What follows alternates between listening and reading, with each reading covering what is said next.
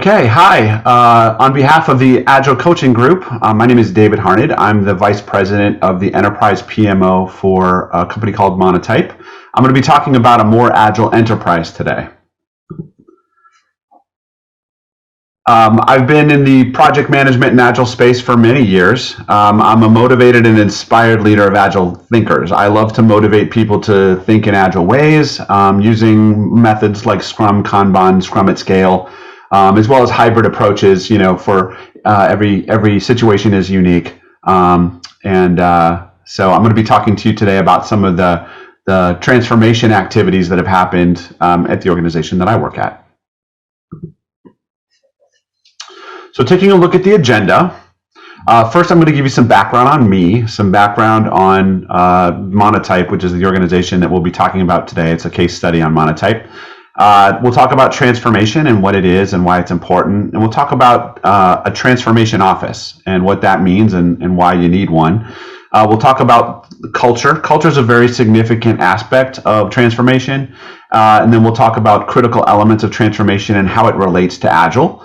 Then we'll talk a little bit about scaled Agile as an enterprise. We'll talk about work streams of transformation. We'll talk about more specifically in our case study some of the things that we've done at Monotype, and then we'll summarize and wrap up. So first we'll start with some background. So a little bit about me. I started my career as an illustrator and print designer. I actually went to art school and have a fine arts major.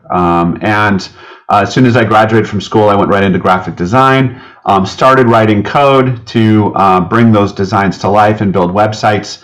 And then I started working with developers. As the systems got more complex and the code and the applications, I started really focusing on process.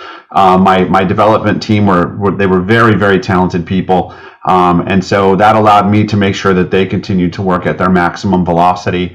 The more that I did that, the more I stepped into the Agile world. I realized that I was already following a lot of those same patterns. I just hadn't necessarily realized that there was a name for it. Since 2013, I've been working with worldwide Agile teams, scaling these frameworks and concepts to the entire enterprise. We've got Agile teams in Europe, in the US, in India, in Argentina, sort of scattered around the world, and helping all these teams to do better as an enterprise. I do currently lead the Monotype PMO, and I'm a big fan of things with motors. So cars, trucks, motorcycles, and you can see from this vintage photo here that this started for me at a very young age. I've always been a fan of those things, so still am. Expensive hobbies. All right, I also published a book. It's a book that was published by Pact, and it's all about using Jira for managing software delivery through Agile teams. So it's available on Amazon and also through Pact. If you're interested, you can feel free to take a look at that and learn a little bit more about Jira. So a little bit about Monotype. So Monotype was originally created in the late 1800s, and it was a typesetting machine. You can see the oldest instance here on the right, and then there's the one that's to the left of that. And we actually had one of these in my office. So I have sat and played with this machine in person, and it's very heavy. But anyway, so you can see these were typesetting machines, and so that was what the Monotype was established as originally. Now it's a font company, right? So it's about type.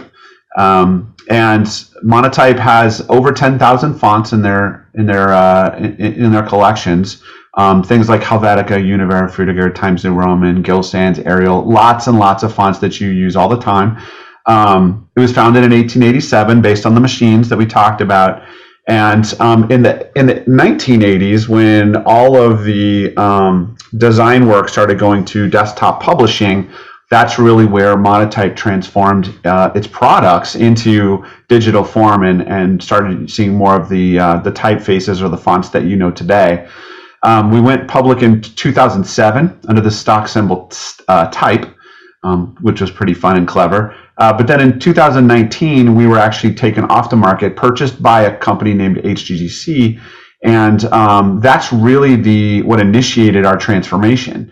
And this concept of going from a public company to a private company, and then really becoming more efficient. And we'll get into some more details on what that means. The way Monotype describes itself is helping the world's leading brands define, design, and express their voices through type. So anything that's got a screen on it, whether it's a phone, a watch, a desktop machine, a car, a television, all of those things use type, and Monotype is probably in some of them.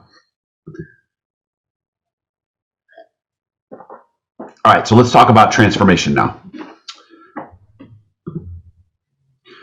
So transformation encompasses the change of an organization's business operational model to address changes brought by increasingly demanding stakeholders' needs and expectations. So as your stakeholders require more from you, whether it's the business people, whether it's your stakeholders like your shareholders, or even your customers, right? They're all going to be demanding more and more from you. And as that happens, you've got to figure out how to deliver more quickly. So I think of transformation as a way of changing the metabolism of an organization, right? It's essentially the way the work is processed, right? So the way that work moves through an organization is really what we're changing here. So it's the same work, we're just doing it in a different way. So it means more speed, it means more efficiency, it means less cost, right? So more value for less cost, and many times that incorporates digital.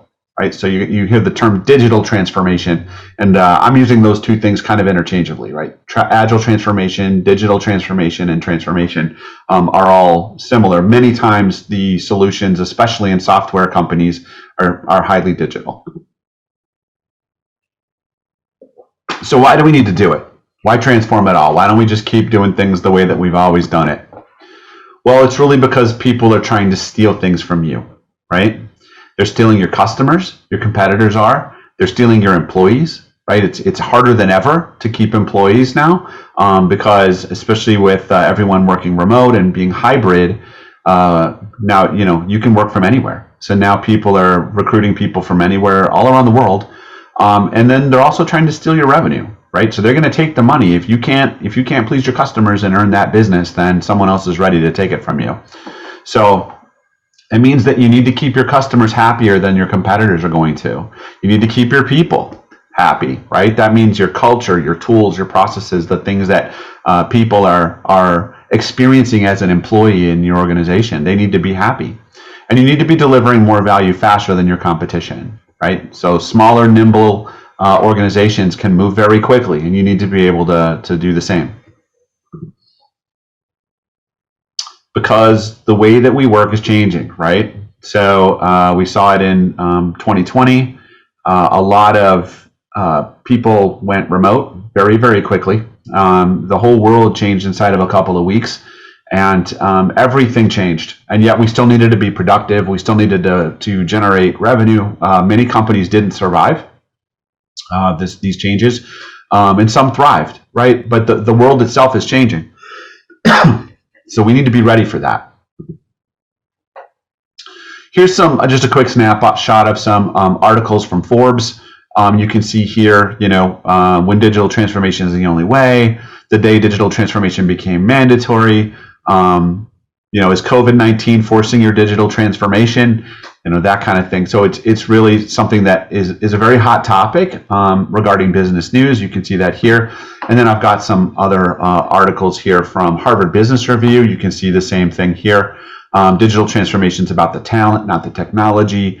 How to lead a data-driven digital transformation. So you can see that this is it's a very hot topic. It's definitely not one that I'm making up or anything like that. It's something that's very needed in the business. So to put it bluntly, if we don't change the way we work, if we keep trying to work the way that we always have, the organization's at risk, honestly, and it may not survive. So you can't just keep doing things the way we've always done them. There's lots of examples out there of businesses that have had someone come in and disrupt their market and completely take it over, right? So Blockbuster and the sort of traditional stories like that. But that will happen to you too if you're not ready. So okay, we need to do this transforming. We need to change the way we metabolize the work, but we can't just stop and do that, right? So we still have roadmaps. We still have new features we need to release. We still have things we need to get out into the market and products that we need to release, and we need to continue running our business and making money, right? So we can't just stop. So you actually have to do both, right? So you can see here, what I've done is kind of list out what a project management office would do, right? This is a PMO. A PMO's main focus is about delivering projects on time and on budget, right? That's really what they're all about. They're about project success, and that's a PMO's goal. They're going to plan and execute work based on initiatives, deliverables, milestones, things like that, and they're going to make sure that everybody's got clear communication, that the stakeholders all know what's going on operationally. We're executing against strategy, and we're going to do it on time and on budget. Do we have what we need in making that happen? Right? That's what a PMO is all about. However, in order to accomplish our transformation, if you take all of that transforming work and you compare it against strategy work, right? And you say, well, okay, so which is more important, getting this product to market on time or changing the way that we metabolize the work that we do, right? Well, truthfully, getting that product to market on time is about survival right now. So that's actually going to probably win. So the situation you're in then is if you don't separate these two and if you don't let them both exist, then what's going to happen is the transformation work is not going to get done, right? And many organizations run into that, and so that's a common problem. But if you form a transformation office and you say, okay, your job is to focus on building those skills for later, from a systems perspective, from a people perspective, it's about steering profound and disruptive change, right? Adapting to change while remaining relevant to our stakeholders. It's about strategic planning. It's about really just changing the way that the organization works. You are going to have milestones as well as KPIs that are separate from project management. And you're going to be highly engaged with different stakeholders as you're helping them to learn how to do their work differently. So both of these things are important. So, your project management is really about, moving your strategy down the road, right? It's about that roadmap, and transformation's about upgrading your business as you go. So it's a lot like upgrading the car while you're driving down the road, right? And this GIF always makes me laugh. One of my favorite aspects of this is the guy that's waving, that's driving there. He's also waving to people, and this is very, very dangerous. So don't attempt this at home. But it's very also mesmerizing to watch these people as they change the tires on the car while it's driving down the road. So anyway, it can be challenging and very dangerous, but it's also very necessary. It's like another analogy I've heard is like swapping the engine on the plane while it's flying. But both are very important. If you don't build those skills for later, then you're not going to have them when you need them. All right, so we've got our transformation office. Now, what is this transformation office supposed to be doing? So there's really three pillars of activity here. There's planning, there's steering, and there's management, right? So coming up with the plan, the transformation plan. It's about, let's figure out what needs to be transformed, right? So going through the organization, looking for things that are inefficient. It's good if you can do it yourself. There's also lots of consultants that will help you to find things that are inefficient within your own organization, but you can start doing that yourself, and you're looking for all the things that are keeping you from being optimal. A cumulative flow diagram is a great way to do it, where you look at the process itself, look at the waste in between, start timing things, and figure out where are we the slowest, where are some of our pain points, and then start to stack those things. And deciding, how to attack it, right? You need to be looking at current trends and technologies and things like that. Both things that can maybe help you, as well as do you have weaknesses and things that maybe are legacy systems or things that are slowing you down. And then you need to redesign processes too, right? And you need to help people with that. Then there's the steering aspect, right? So you've got the plan. How are we doing against the plan, right? Talking to these people about the risks that you're running into. The steering committee and the board are really the custodians of that plan, right? To make sure that it's getting executed correctly. And they're there to help with architecture of that transformation. And then you've got really the management piece of it, right? So as you're going through that project, communication to your stakeholders, making sure everybody that needs to be is engaged, you're building new skills, and you're managing change as you go through it, right? So that's really what the transformation office is all about. All right, so we've got our transformation office. Now let's talk about culture. Some of these changes are fairly significant that you're trying to make to your organization, depending on where you're at in your transformation. And they can be pretty scary for people, right? So employees are going to be afraid of things that are different. It's not always the case, but a lot of times people see change as a threat to their job, right? And they may unconsciously resist it, right? You see lots of different ways that people would not embrace a change. From things like, I don't understand the change, to just straight up, ignoring it, hoping that it will go away. And if that's the case, then a lot of times what will happen is it'll cause your transformation efforts to fail. And the problem with that is that the person who's resisting the change will feel that that's been successful. But unfortunately, what that means is because of the failure to transform, it puts the actual organization at risk. And once the organization's at risk, we're all going to lose our jobs, right? So I mean, that's the twisted aspect of this, is that we need to change in order for their jobs to be safe, right? And so anyway, helping people to see that and really shepherding them through these new processes and tools. Just a pro tip from a guy who's worked with dozens, if not more than 100 teams at this point. People don't like doing things because you say they have to. And if you come in with your big process hammer and you say, you have to do this because it's part of the model, or you have to do this because Scrum says so, or you have to do this, people don't respond very well to that.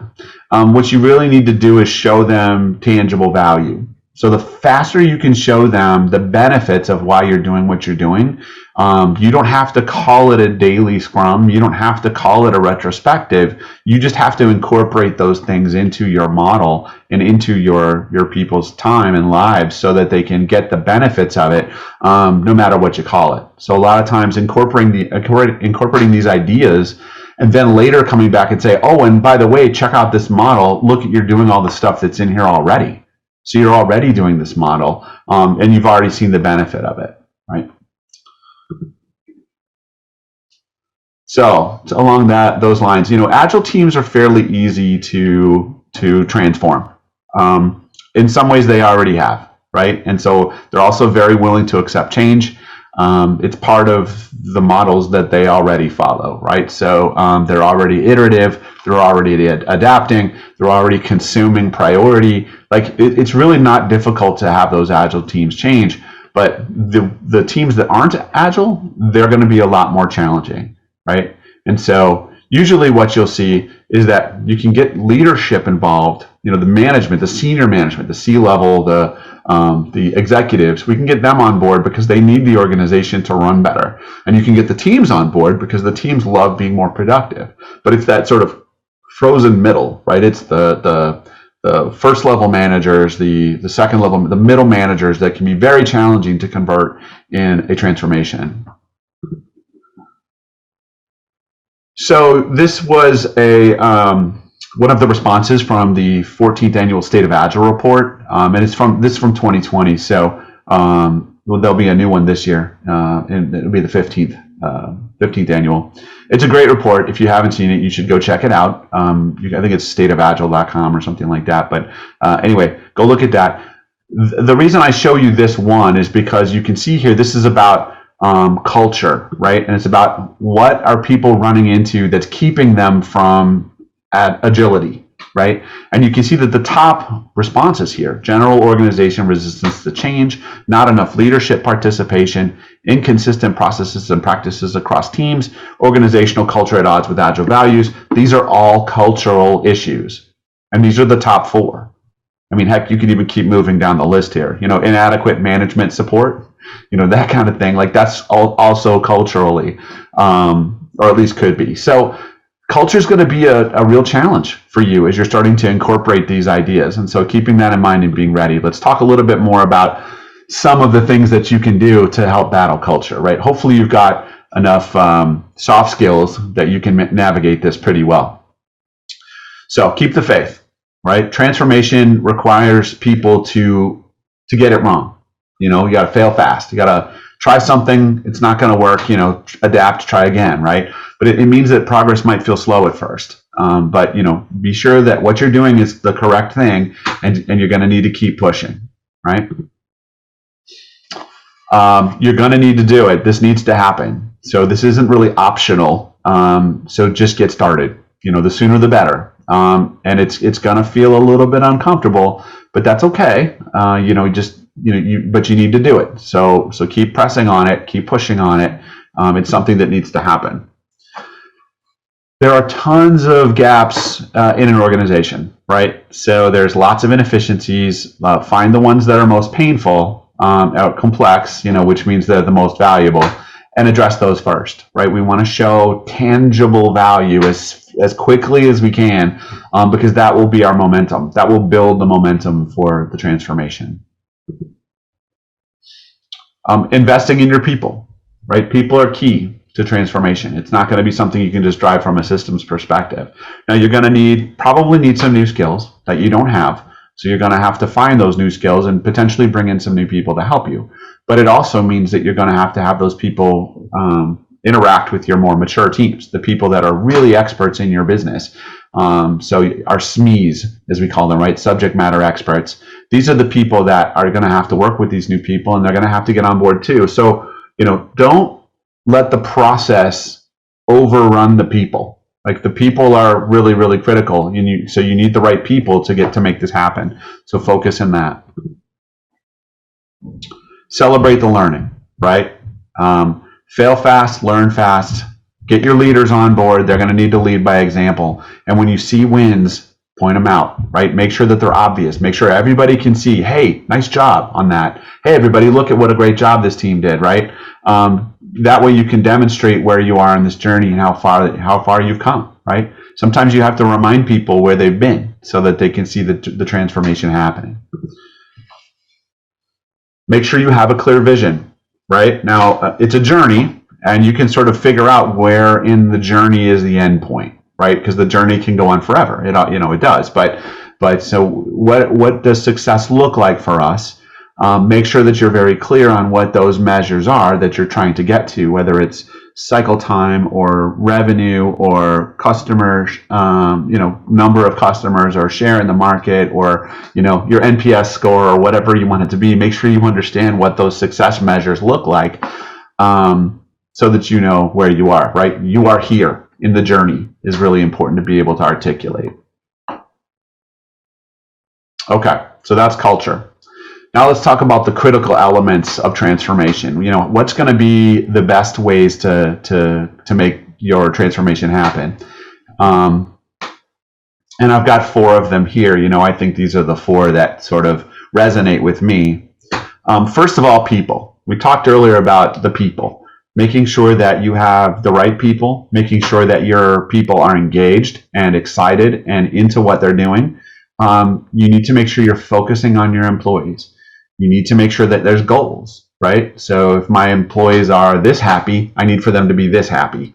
And what's gonna help me to do that? You need to grow them. You need to make your people accountable, right? So that this transformation is theirs too. It's not just something that you're doing and they're like, well, that's not mine. I'm doing my job and they're transforming over there. And you can do things to make their lives easier. You can reduce the complexity of the systems and processes that they're following, to make their lives better and make them want to come to work. So continuing to make people's lives better, right? Placing value in results. You need to be able to not just qualitatively, but quantitatively make, see how things are going.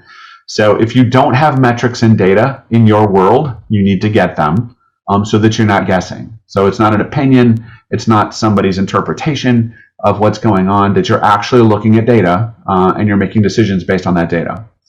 Highlight the wins that you see, right? So when you see actual results, highlight it, make it a thing, make sure everybody sees it. Being more collaborative, right? So you can't do this in silos. You got to start working across the organization. You've got to be honest about it too. And people get uncomfortable when you start talking about what are the problems you're having. Tell me about your problems, right? People always like to sort of showcase the great stuff and then sort of hide away the bad stuff.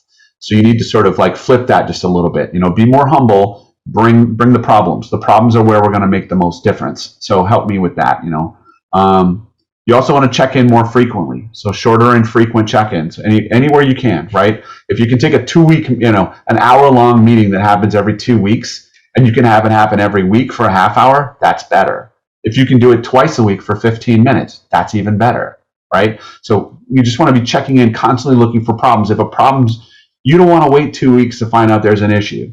You want to find out every couple of days, or even more soon than that if you can. And then adapt as necessary, right? So the more you're reflecting on the performance of the processes and the products that you're working on, the quicker you can make a change to the process, or you can make a change in the roadmap and you can adapt. But you need to be reflecting on that. So you need to be looking at both the metrics from a product perspective and maybe even customer feedback and stuff like that. But you also need to be talking internally with your team, right? And reflecting on how things are going. Test new ideas, right? Build an environment that lets you test and try new things.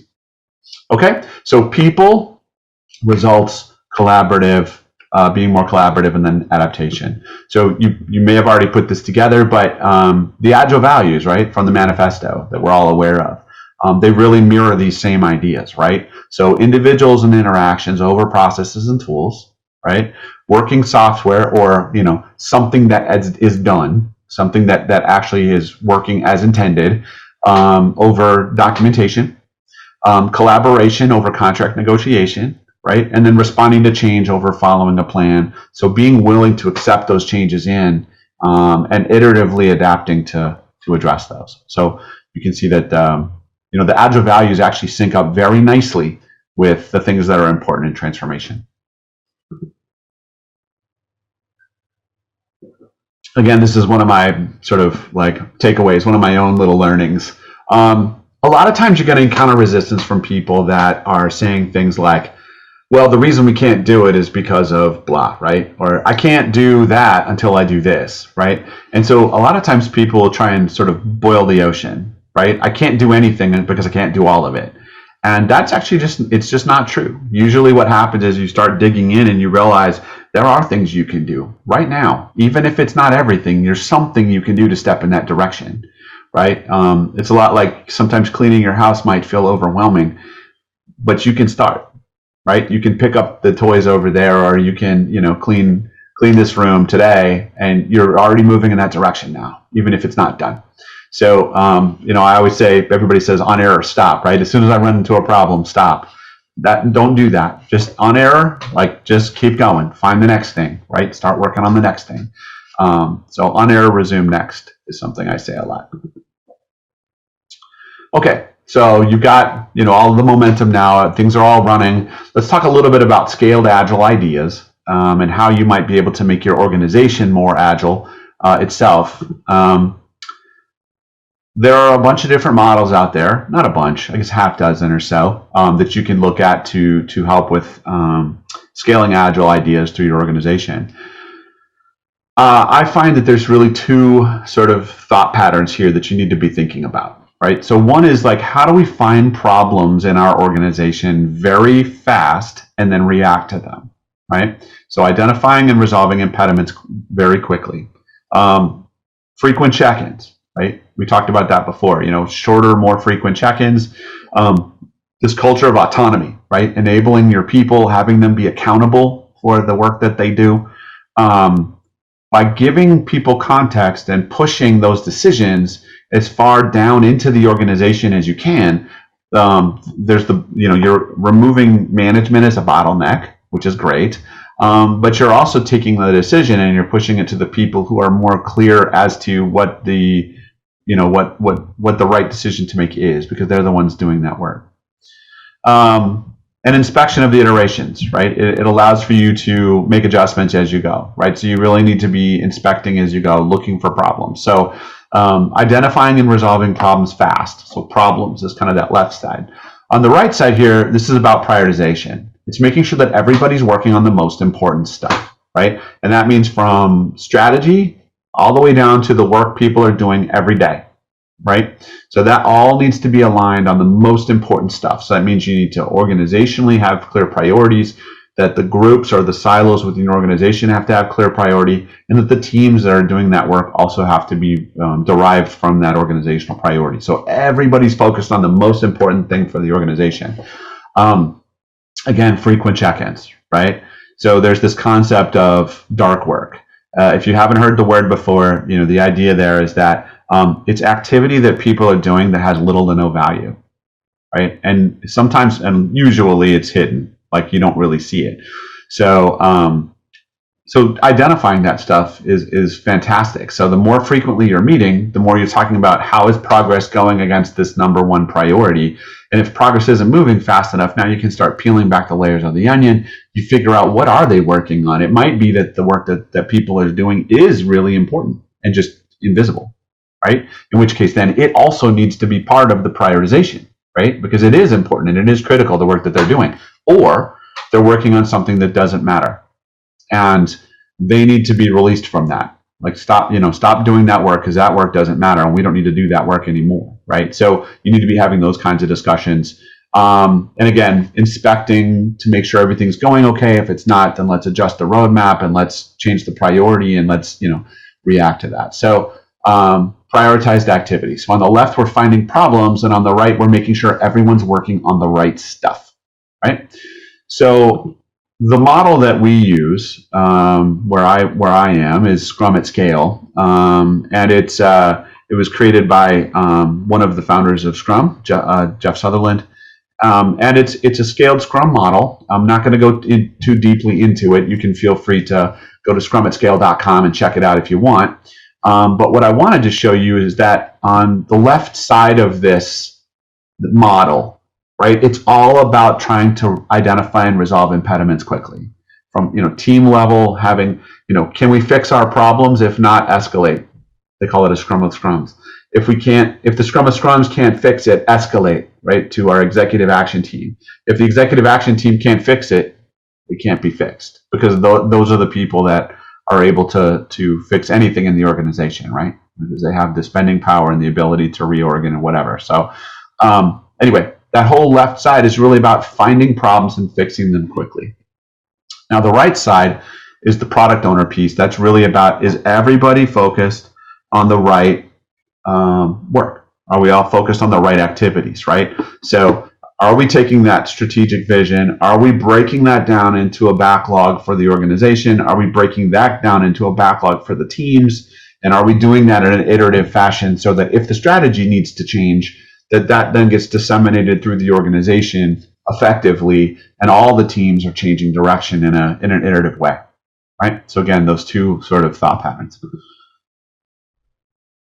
You also need to make sure you're measuring as you go. So we talked about measure the results, right? So you want to keep score, and you want to make sure everybody's clear on what success looks like, right? If the goal is to get the ball down the field into the end zone, then everybody needs to be working on that, right? Which means also that if you have any targets that you've set that aren't aligned with that, that's not good either, because now you're looking at metrics and people are driving towards a score for something that is not aligned with getting the ball down the field, right? So all the metrics need to be focused and lined up towards the primary goal. So a great way to keep score, make sure that everybody can see it. This is I'm based in Chicago, and this is the scoreboard for the Chicago Blackhawks that's at the United Center. It's our hockey team, our ice hockey team. And so what I love about this, they replaced the scoreboard a couple of years ago, just before the pandemic. You can see all these people in here. That just didn't happen in 2020. And it's enormous. It's enormous, and it's obvious, and everyone can see it. And when you walk into the place, it's the most obvious thing in the room. And so when someone says, how's the game going, right? You can look and very clearly, very quickly see, what is the score? Who's winning? Where are we in this whole process of a hockey game? right? And that's really the point here. Make sure everybody knows what the goal is and what you're working on, and make sure it's broadcasted so we can all see it.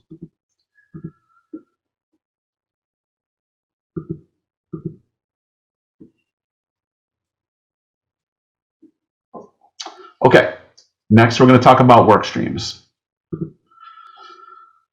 So again, simplifying things down to just a couple ideas here, right? So transformation, or changing the metabolism of an organization, really is about two different things. It's about removing cost out of the business, maximizing the efficiency of what you have, right? And it's about adding value. And ideally, you should be doing both of those things, right? So you should be costing less and accelerating the delivery of value more, right? And by doing both of those things, that's how you're going to make the most difference.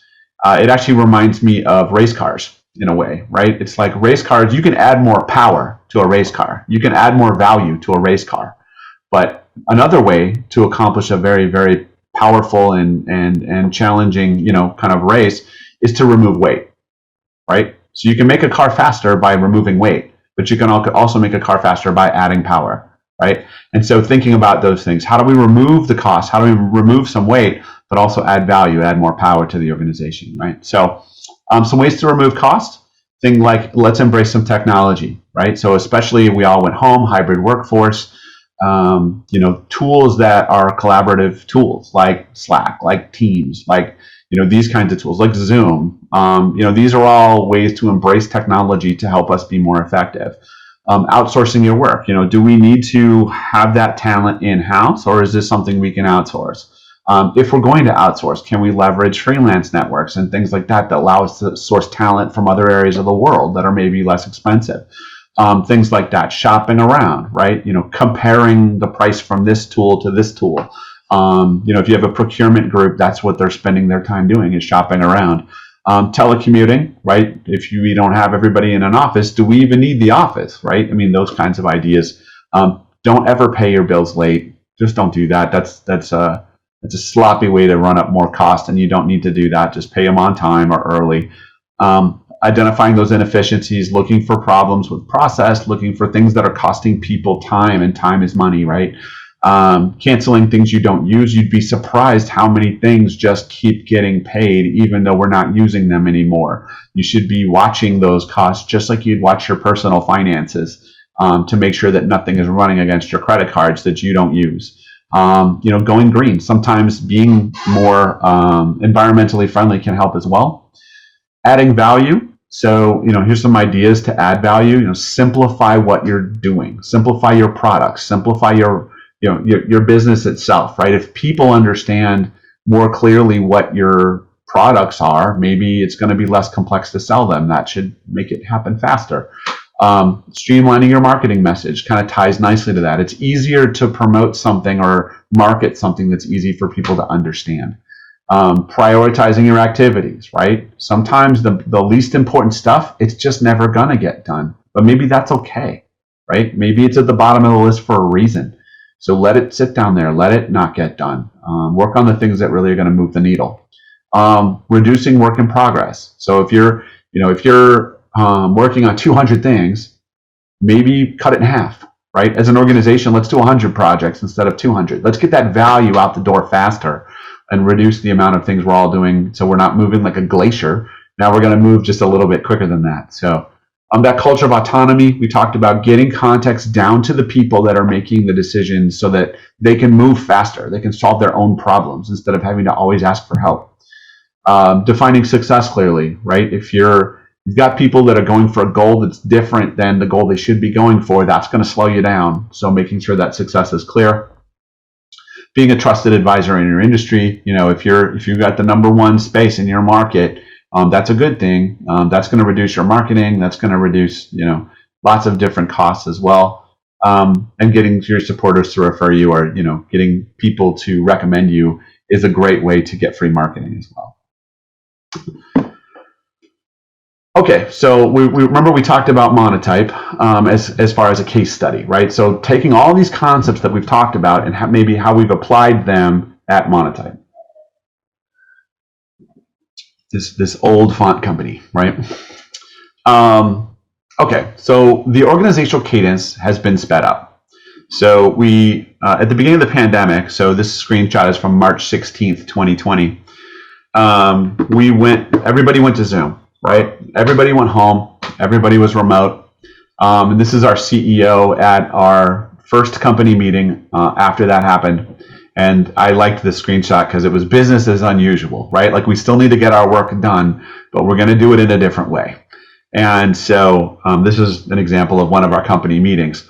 Our C-level staff meetings, right? So the executives meetings, they were doing weekly meetings. Now they're doing Monday, Friday.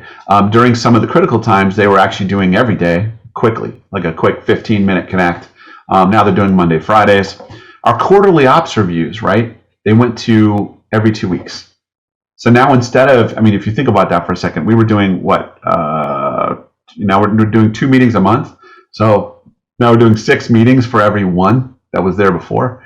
It's crazy. It's really, really great. Everybody's very tightly connected. The quarterly company meetings, they were every 2 weeks during the pandemic. They've now moved to every month. So, we're doing 3 where we were doing 1 before, which is great. So the organization, everybody feels like they know where we're going, how we're doing, that kind of thing. The quarterly board meetings have gone to monthly. And before we didn't have what we call the weekly work streams meeting, which is really a scrum of scrums, right? It's more about if the teams escalate something to leadership and the leadership now says, I can do something to help fix those problems for the teams, right? Teams, you have the context, you have the accountability, fix your own problems. If you can't, escalate it. That group of leaders is this weekly work stream meetings. If they can't fix it, then it's escalated to the executive team for resolution. So that meeting didn't exist before. So that sort of, in the wedding cake of layers in an organization, that layer was not communicating with each other effectively. So that's happening now. So great stuff, great cadence changes there. Monotype has what's called an employee experience team. I'm a part of that. It's a volunteer team. If you're familiar with the concept of a guild, it's what a guild is. It's people from all around the organization that come together to make the experience of being an employee at Monotype awesome. Just to be as awesome as it can be, right? You can't just be there a fly on the wall. You actually have to contribute. So if you're going to be there, you need to be chiming in. You need to have an opinion. We do engagement surveys with the population to make sure that the changes we're making are mattering to people, that it's moving the needle. We're there to help managers if they need help with something. We're looking for problems all the time, scanning for problems. We do pre-meets with leadership. So if the executives have an idea that they want to communicate to the population, they'll run it through this group first to get an idea of how to message that or what might be an issue and that kind of thing. And we represent all of the different geographies where we have employees, right? So there may be different needs in India or in Japan than there is in the United States, right? And so helping to make all of that better. And you can see here a couple of quotes. In general, I think this team is great, and we really do invest in our people, and I think that this team helps with that. Another thing I wanted to talk a little bit about was the fact that we've now introduced Scrum concepts into our sales teams. So again, metabolizing the work differently, changing the work, the way that the work is done, not the work itself, right? So they're still selling, they're just selling in a different way than they used to. I reached out to the VP of our America sales organization and chatted with him about the top 5 things he thought were going well and 5 things that he thought needed improvement. And this was done, probably about 3 months in. So, if they're working in 2-week sprints, this is, sprint 6, 7, like somewhere in there. So you have an idea of how mature these teams were at that time. This is what they thought was going well. Accountability was definitely getting better. Everyone can see the results that are happening, right? They've got a clear scoreboard. They're all working together. They can all see what everybody else is doing. So they're all pushing themselves to try and be accountable for their own work as well as for the work of the team. They like the daily stand-up. People like starting their day with a connect with the whole team. It helps them to feel engaged and energized and ready to go out and attack the day. Research. So in order for these salespeople to, do their account plans, to do their calls that they need to do, they have to do research, and they're learning to get better at it because they have to do it. And they've got a certain number of account plans and calls and things that they need to do in a certain interval period, right? In that sprint. And so they're getting very good at getting the information that they need to do that.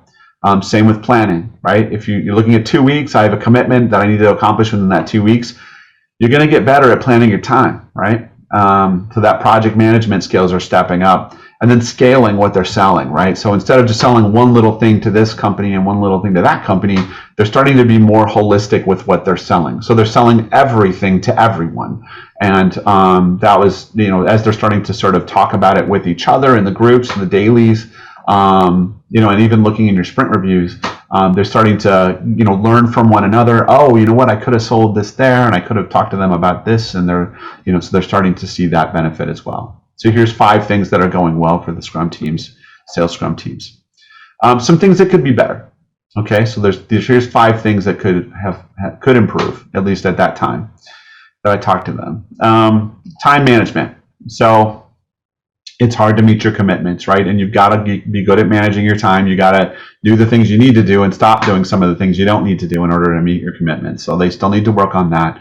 They want more team time. I think especially with the pandemic, it made it challenging because these people were used to being in an office together and then weren't able to be. So the daily was welcome. They really liked having that daily connect, but they want even more time as teams. And even, honestly, a lot of events like they're doing, like Thirsty Thursdays and things like that, getting together on Zoom and having some drinks together, things like that.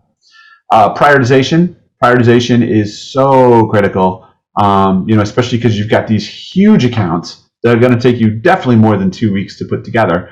But you've also got some smaller ones. And how do I fit the smaller ones in there in order to meet my accomplishments and, make that happen along with those bigger ones? So how to do that? Data integrity. So just like research became more important, the data integrity is definitely someplace that needs to get better, right? So we're only as good as the data that we're capturing. So making sure that data is real clean, because it's going to slow you down if it's not. So there's been a lot of sort of work in the background with cleaning up the data that we have available to us as well.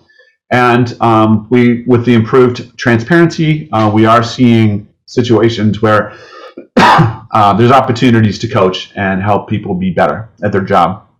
And these are becoming more obvious because the teams are meeting daily, the managers are more connected. And so if you'd like to see more about what we're doing there, I did write an article on LinkedIn about Scrum and sales and how we've done that, which was also endorsed by Scrum Inc. As well. So some exciting things to talk about there if you're interested in learning how to do Scrum within your sales teams. Scrum teams generally have a burn down, but the point with our sales Scrum teams is that they're really trying to build pipeline. That's what they're doing, right? They're trying to get more customers. And so here is an example of their scoreboard. I've kind of blurred everything out, so you can't necessarily see what's going on here. But I think the idea is that you can see, are we on or off track in our iteration in order to accomplish our sprint goal? Like, they can see that in real time, and that's really what you want, right? Instead of having that burn down to 0, you can see how that's going. And then long term, you've got more of a cumulative view as you go. Like, we can see the delivery for each of the 24 sprints here, and you can also see our goal annually, and you can see how we're progressing against our annual goal as we're going. And I manufactured this chart. This isn't a real one, but you get the idea. So this gives us more of a cumulative view of the output of the Scrum teams. Regarding Monotype, here is a couple of other areas that have been identified as potentially places to transform, right? When we talked about it being a journey. Performance planning. The performance planning process is pretty heavy, right? It's the annual performance reviews. It's, that kind of thing. The whole process is big and heavy, and it takes too long. Real-time feedback's better than annual. Honestly, I think we'd all rather get feedback in the moment. I think when you receive generic feedback because your manager has 10 employees and they're moving real fast trying to get it done, that feels very average and demotivating. It's not very personal. I think we need to be figuring out how do we reward teams instead of individuals. I think that's going to make a big difference towards team formations and about accomplishing things as a team. I think performance reviews in a traditional style favor the manager. So like my job as an employee is to make my manager happy so that I get a good performance review. But honestly, that's a little skewed, right? Like, shouldn't I work well with my peers and the other people on my team? And the people that are good on a team are the people that should be doing well in a performance review, not just the people who please their managers, right? So anyway, looking at the performance planning process, there's definitely some optimizations we could make there, potentially make it real time, something to think about. And then strategy planning, right? So the annual process of planning strategy, what if the organization needs to change and adapt? That can be very challenging with an annual strategy process. How do we make strategy planning more nimble, more iterative, and more adaptive? And I think we're already starting to bite this one off, but that's a nice area to consider improving. So I'll also leave you with this thought here before we summarize. So transformation's never done, right? Anybody who's familiar with Agile processes knows that as you retrospect and you find a bottleneck and you remove it, there'll be another one and another one, like any system, right? So you'll continually be getting better over time. This is that concept of continuous improvement, of Kaizen. It's important to know when you've accomplished your transforming goals, but keeping in mind that it's iterative forever. So even once you've accomplished your goals, you should set new goals and keep going. There's no reason to ever stop. You'll never be best, right? I mean, awesome is a direction, but you're never going to reach that destination.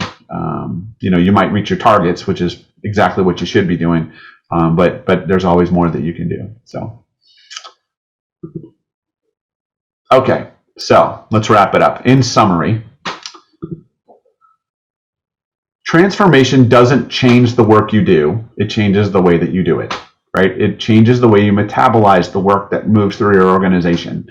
But the work that you need to do is still the work you need to do.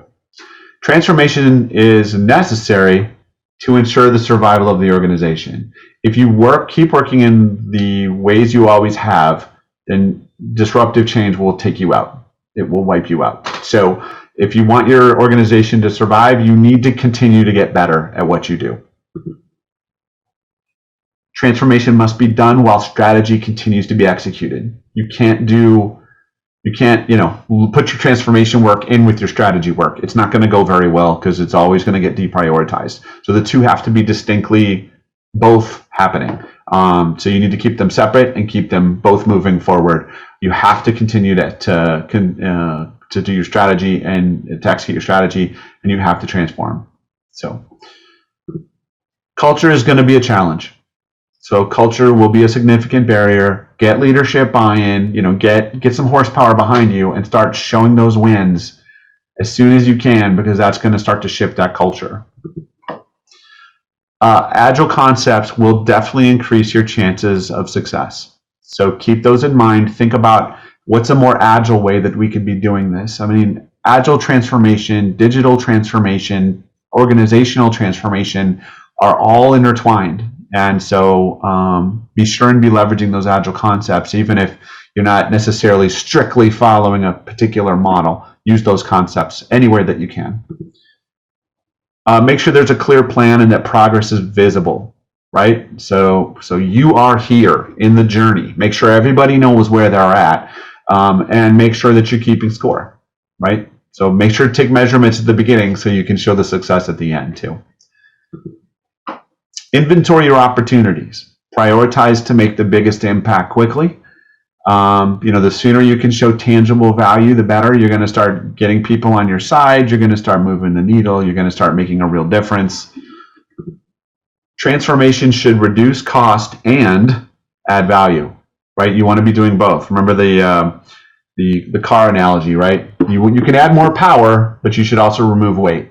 There's two ways to make this thing run faster.